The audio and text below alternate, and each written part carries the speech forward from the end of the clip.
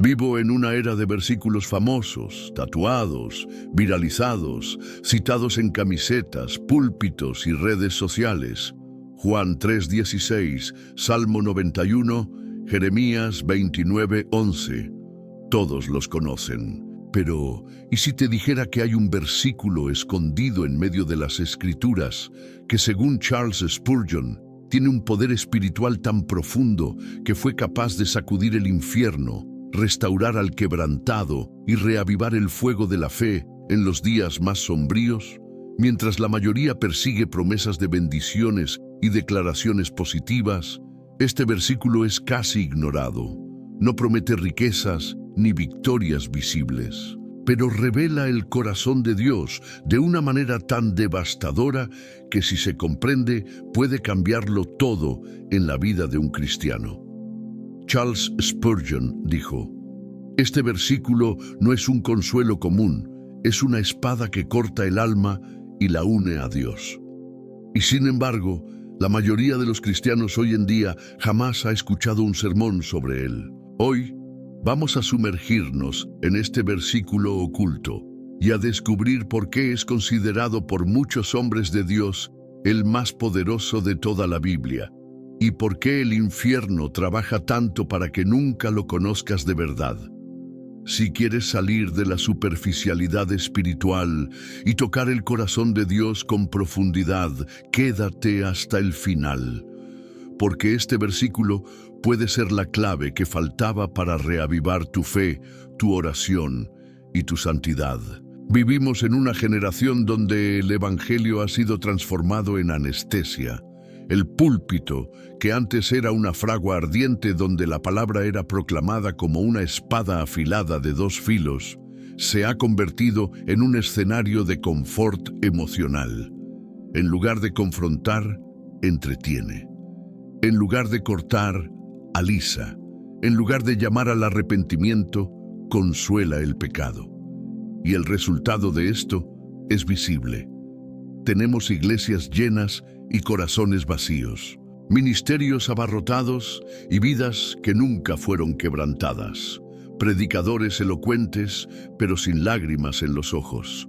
El fuego del arrepentimiento fue cambiado por el brillo de las luces y la cruz fue sustituida por frases de autoayuda con un trasfondo bíblico.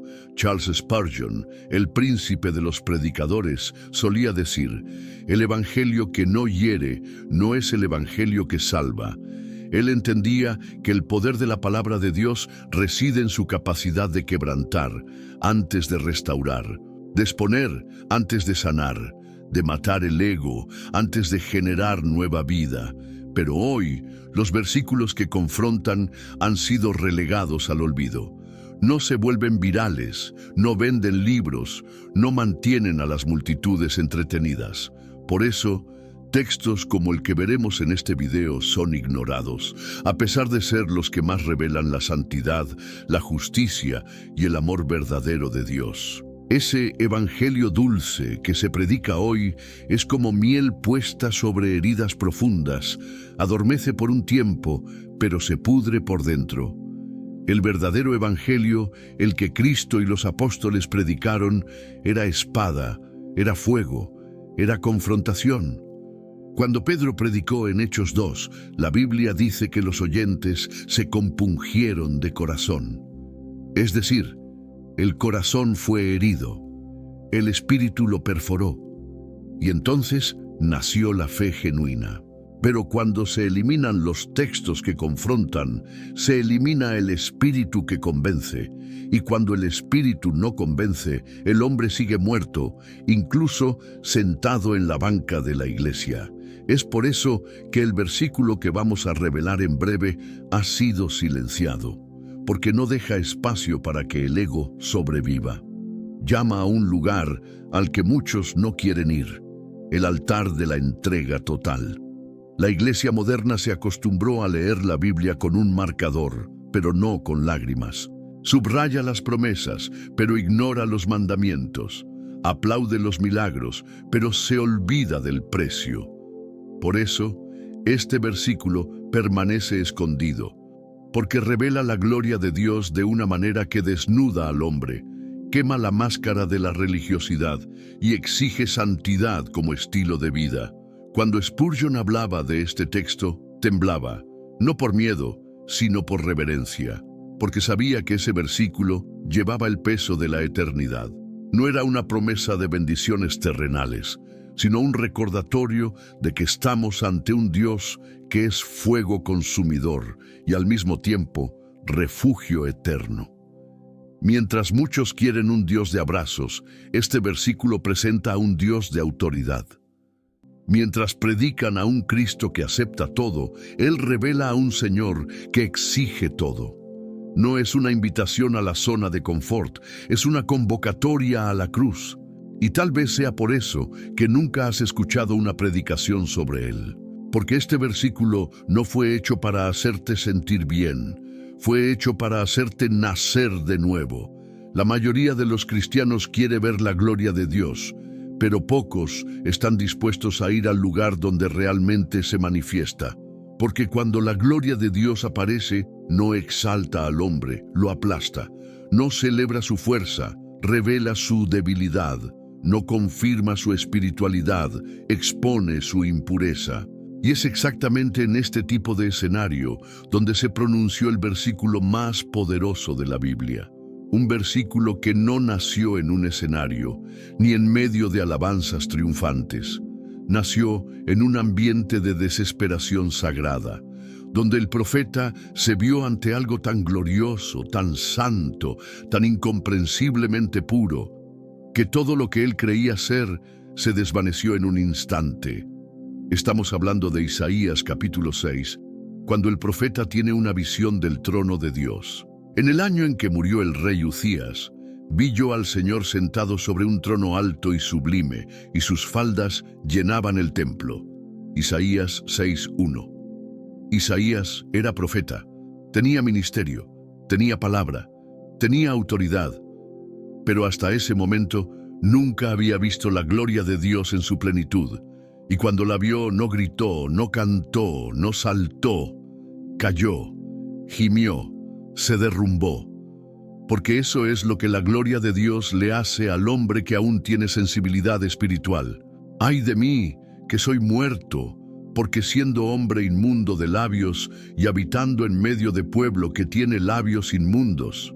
Isaías 6:5. Ese es el versículo, el que Spurgeon consideraba el más poderoso, porque no solo revela quién es Dios, revela quiénes somos realmente cuando estamos ante Él. Nota, Isaías no dijo, soy débil, ni soy limitado, dijo, soy muerto. El verbo en hebreo transmite la idea de aniquilación, como si dijera, he sido deshecho, ya no existo. No hay espacio para la actuación, la vanidad o la reputación cuando los ojos humanos contemplan la santidad de Dios. Este versículo es un espejo roto ante el alma del profeta, y es por eso que tiene tanto poder, porque desgarra la ilusión del yo, nos saca de la platea religiosa y nos arroja de rodillas ante el trono. Hace lo que ninguna predicación moderna quiere hacer, destruye la falsa identidad para que la identidad eterna pueda nacer. Charles Spurgeon predicaba este texto con lágrimas. Decía, ningún hombre está listo para el ministerio, para la fe o para el cielo, hasta que haya muerto a sí mismo ante la santidad de Dios. Y todo comienza con esa declaración de Isaías, ¡ay de mí, que soy muerto!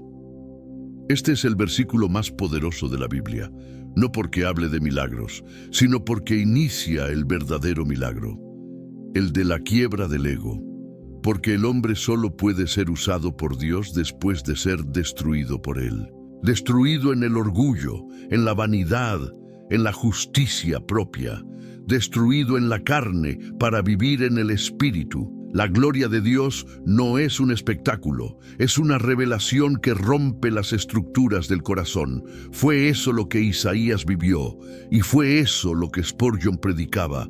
Dios no unge a quien no ha sido quebrantado, no envía a quien no ha sido vencido, y no exalta a quien no ha aprendido a morir. Este es uno de los mayores misterios espirituales que la generación actual rechaza, pero que está impreso en cada línea de la vida de los profetas, de los apóstoles y del propio Cristo. Antes de que Isaías escuchara, «Ve y di a este pueblo», tuvo que declarar, «¡Ay de mí, que soy muerto!». Antes de que Moisés liberara al pueblo, pasó 40 años en el desierto siendo olvidado. Antes de que Pablo escribiera cartas que moldearían la iglesia, estuvo ciego por 3 días, sin comer ni beber. Antes de que Pedro predicara a 3.000 almas, lloró amargamente ante su propia cobardía. Antes de que David se convirtiera en rey, fue perseguido, traicionado, humillado y escondido en cuevas. La orden divina es clara. Primero la humillación, luego la autoridad. Primero el altar, luego el envío. Primero la muerte, luego la resurrección. Isaías 6:5 es el momento de la muerte del ego profético. Es cuando deja de ser solo un hombre con palabra y se convierte en un hombre con presencia. La diferencia es abismal. Charles Spurgeon dijo, «Dios nunca usará grandemente a un hombre antes de herirlo profundamente». Esa es la diferencia entre el llamado verdadero y la autopromoción moderna. Hoy muchos quieren micrófonos sin arrepentimiento, quieren púlpitos sin cruz, quieren seguidores sin renuncia, pero el cielo solo reconoce a quien pasó por el fuego del quebrantamiento. Y ese fuego comienza con este versículo, «Ay de mí, que soy muerto, porque siendo hombre inmundo de labios y habitando en medio de pueblo que tiene labios inmundos». Isaías no culpa al pueblo, comienza por sí mismo. No se justifica, se entrega. No esconde la impureza, la expone. Y esa es la puerta estrecha que pocos quieren pasar, pero todos necesitan atravesar si quieren ser usados por Dios. La generación que huye del dolor también huye de la unción, porque la unción es el resultado de ser aplastado, como el aceite que solo sale de la aceituna cuando se la prensa, como el vino que solo fluye de la uva cuando se la pisa. ¿Quieres ser lleno de Dios? Prepárate para estar vacío de ti mismo. ¿Quieres ser enviado por Dios? Prepárate para ser derribado por Él. Isaías lo fue, Pedro lo fue, Pablo lo fue. Y si quieres vivir algo que va más allá de lo religioso, de lo tibio y de lo cómodo, tú también necesitas serlo. Isaías había sido deshecho. El orgullo profético se había derretido. El sentido de justicia propia se había desmoronado. Su boca, antes santa a los ojos humanos, ahora se reconocía inmunda ante la santidad absoluta de Dios. Pero es justamente ahí, en ese lugar de rendición total, donde el cielo se mueve con poder. Y voló hacia mí uno de los serafines, teniendo en su mano un carbón encendido, tomado del altar con unas tenazas, y tocando con él sobre mi boca. Isaías 6:6. ¿Qué fue lo que tocó a Isaías? ¿Una palabra de aliento? ¿Un elogio divino? ¿Una promesa de restauración? No, un carbón encendido. El altar de Dios liberó fuego. Un serafín, cuya función es adorar y proclamar la santidad del Señor, descendió con urgencia, con una misión clara: tocar los labios inmundos del profeta con algo que arde, que quema, que purifica. La confesión de Isaías abrió espacio para el fuego del cielo. No un fuego emocional, sino un fuego santo, quirúrgico, abrasador, que consume todo lo que es impuro para dejar solo lo que es eterno. Muchos quieren la presencia de Dios, pero rechazan el altar. Quieren la gloria, pero sin el fuego. Quieren ser tocados, pero no quemados. Pero no existe unción sin purificación, no existe envío sin carbón. Spurgeon decía, el carbón encendido del altar no es un premio, es un tratamiento, y solo los que claman, ¡ay de mí!, están listos para recibirlo. Y fíjate, el carbón tocó precisamente la parte que Isaías reconoció como inmunda: los labios. Esto es un principio espiritual. Dios toca donde tú entregas. Él purifica lo que tú confiesas. Él transforma aquello que tú pones en el altar. Isaías no ofreció alabanzas ni títulos. Ofreció su bancarrota, y eso fue lo que conmovió al cielo. El serafín no vino por la elocuencia del profeta, vino por el arrepentimiento, porque el corazón quebrantado sigue siendo el altar más atractivo para Dios. El carbón no mató a Isaías, no lo destruyó, lo preparó, selló sus labios, purificó su misión, quemó las impurezas invisibles del alma. Después del toque, el profeta no era solo un hombre con palabras, era un mensajero con fuego. Y tal vez sea eso lo que falta en nuestros días: predicadores con carbón en los labios, intercesores con altar en las rodillas, cristianos con marcas del fuego y no solo del micrófono. Este versículo poderoso, cuando se revela en su contexto completo, muestra que la verdadera experiencia con Dios siempre implica un dolor redentor. La presencia que consuela también consume. La gloria que llena también expone. El toque que transforma también quema. Y es este fuego el que separa lo religioso de lo consagrado, el artista del profeta, el seguidor del discípulo. Solo después del «ay de mí» es que Isaías oye la voz de Dios. Y eso revela un principio espiritual profundo. La revelación no viene para los altivos, sino para los rendidos.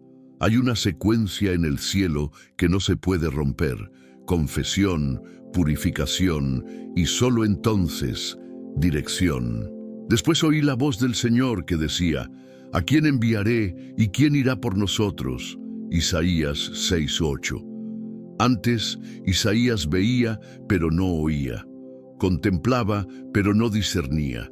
Solo cuando su alma fue despojada de la justicia propia, cuando sus labios fueron tocados por el carbón encendido, la voz de Dios se volvió audible. ¿Cuántos hoy piden dirección divina, pero se niegan a ser quebrantados? Quieren oír el llamado sin pasar por el altar. Desean el envío, pero aún viven con los labios inmundos y el corazón lleno de sí mismos. Pero el patrón bíblico es inmutable. Dios solo revela su voz a los que se vacían totalmente ante Él. Spurgeon decía: Dios no revela su voluntad a los que desean la gloria propia, sino a los que se hicieron polvo ante su santidad.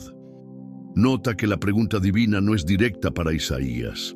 Dios no dice: Isaías, ve. Lanza una convocatoria abierta al cielo: ¿a quién enviaré? Es como si el cielo probara a quién estaba escuchando con los oídos del quebrantamiento.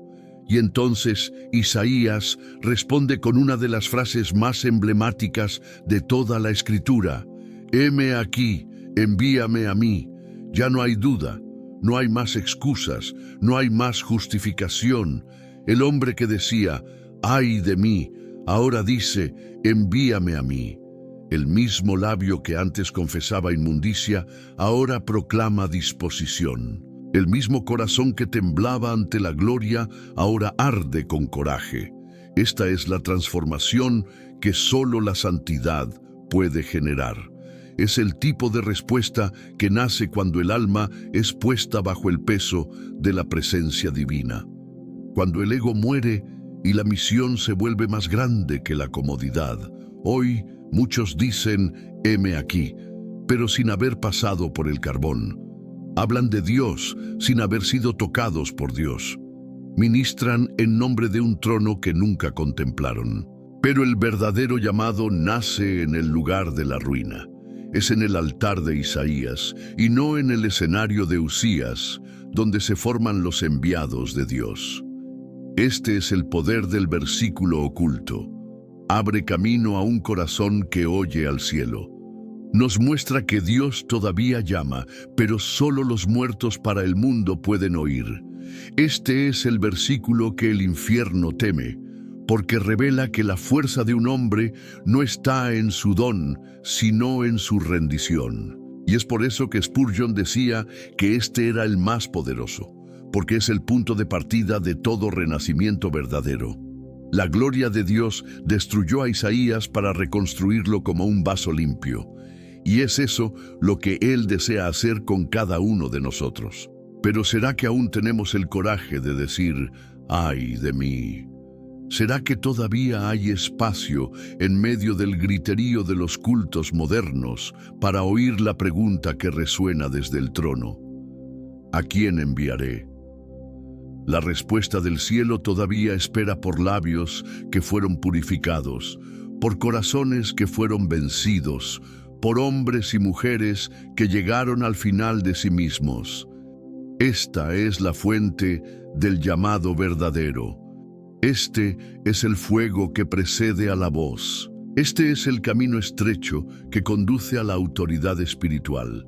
Y todo comienza con un único versículo, que pocos tienen el coraje de predicar. Si hay un versículo que el infierno odia, es este. No por las palabras en sí, sino por el efecto espiritual que provoca cuando entra en el corazón de alguien con hambre de Dios.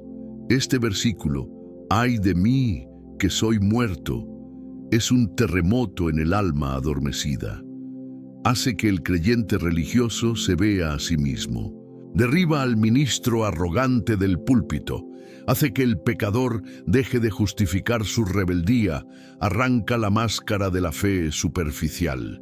Y por eso los demonios intentan silenciar este mensaje. No temen a los versículos decorados, temen a los versículos encarnados. No tiemblan ante las palabras bonitas, tiemblan ante un alma que fue aplastada por la gloria de Dios y reconstruida por el fuego del altar. Hoy, la iglesia moderna habla mucho de bendiciones, pero poco de quebrantamiento. Habla de identidad, pero evita el arrepentimiento. Canta sobre el trono de Dios, pero silencia el versículo que Isaías declaró cuando lo vio. El infierno hizo un pacto con muchos púlpitos. Habla de todo, menos de rendición. Canta, salta, declara, proclama, pero no digas, ¡ay de mí! Porque ese grito hiere el orgullo, desgarra el alma y trae al Espíritu Santo de vuelta al centro. Spurgeon decía, el alma que dice, ¡ay de mí!, expulsa al diablo de la mente y atrae la presencia del Altísimo. Y es por eso que este versículo está desapareciendo de las predicaciones, porque no entretiene, sacude, no seduce, santifica, no aumenta los aplausos, aumenta las lágrimas. Hay una guerra invisible que se libra en el mundo espiritual para impedir que la iglesia vuelva al altar. Y este versículo es la clave. Cuando se proclama con verdad, el Espíritu convence, los corazones se doblegan, el cielo desciende y el infierno no puede soportarlo. Lo que muchos no se dan cuenta es que el «ay de mí» de Isaías es lo opuesto al «soy rico y de ninguna cosa tengo necesidad» de la Odisea. Uno expresa quebrantamiento, el otro soberbia. Uno atrae el fuego del cielo, el otro el vómito de Cristo. Por eso, este versículo no puede ser olvidado. Es la línea que separa a los convertidos de los convencidos, a los profetas verdaderos de los predicadores vanidosos, a los enviados del cielo de los influenciadores de la religión. Satanás no teme a las iglesias grandes, teme a las iglesias quebrantadas. No teme a las multitudes, teme a las lágrimas genuinas en el altar. No teme a las canciones repetidas, teme al fuego del carbón encendido, tocando labios que confiesan su miseria. Isaías 6:5 es un recordatorio de que el cielo no se mueve por la actuación, sino por la verdad interior. Y el infierno lo sabe. Una iglesia que vuelve a este versículo es una iglesia que se vuelve peligrosa. Porque donde hay quebrantamiento, hay presencia. Donde hay confesión, hay fuego. Donde hay rendición, hay voz del cielo. Este es el versículo que los demonios intentan borrar, pero es también el versículo que Dios quiere reavivar en nuestra generación. Hay algo que necesita regresar urgentemente a la iglesia de nuestros días. la espada en la boca de los santos, no la espada del orgullo religioso, no la hoja de la acusación, sino la espada del Espíritu, afilada por el arrepentimiento, empuñada por la humildad y forjada en el fuego de la presencia de Dios.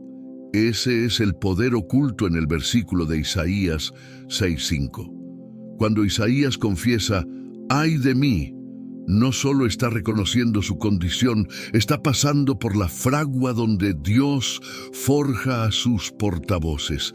Está entregando su propia boca para que sea sellada con el carbón encendido, ya no para hablar palabras humanas, sino para llevar la palabra viva. La Biblia dice en Apocalipsis que Jesús tiene una espada afilada que sale de su boca. La iglesia es el cuerpo de Cristo. Entonces, ¿dónde está hoy esa espada? ¿Dónde está la boca llena de fuego, pura, rendida, separada? ¿Dónde están los labios quemados por el altar, que no temen a los hombres porque ya han visto la gloria de Dios?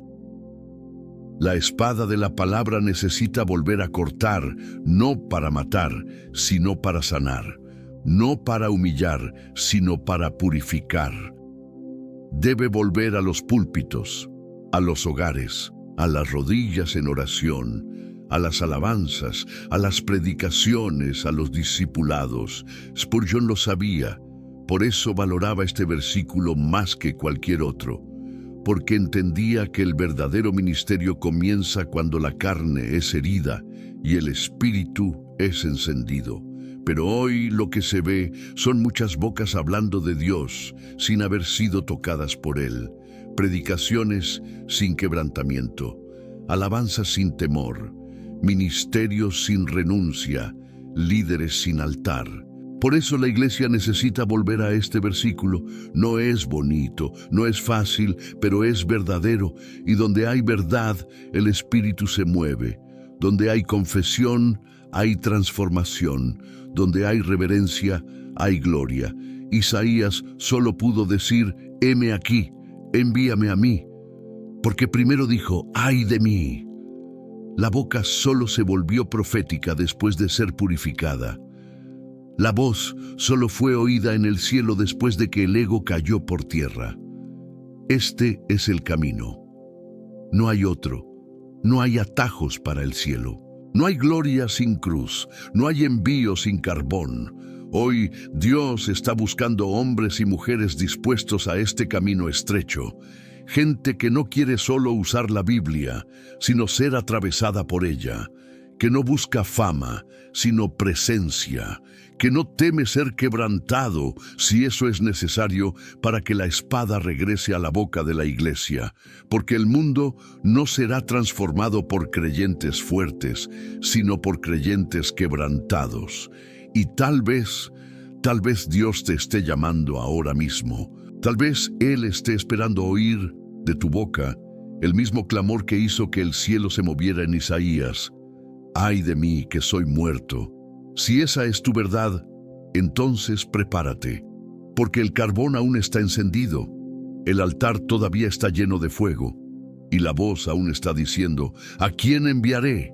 Si este mensaje te ha hablado, si este versículo ha tocado lugares que ni las palabras humanas pueden alcanzar, entonces no te quedes en silencio ahora. Deja un comentario abajo escribiendo, Señor, toca mis labios con tu carbón encendido. Levantemos juntos un altar de confesión y clamor en los comentarios. Comparte este video con alguien que está siendo llamado, pero aún no ha pasado por el carbón. Quizás esta palabra sea el fuego que faltaba para reavivar el propósito. Mira también nuestros otros videos donde revelamos las verdades olvidadas de la palabra y confrontamos el engaño sutil de la religión moderna. Suscríbete ahora a la Escuela del Príncipe y activa la campana para seguir recibiendo palabras que queman, edifican y despiertan. Aquí no predicamos para agradar, predicamos para despertar, porque la espada necesita volver a la boca de la iglesia. Y si has llegado hasta aquí, es porque Dios todavía tiene algo que decirte.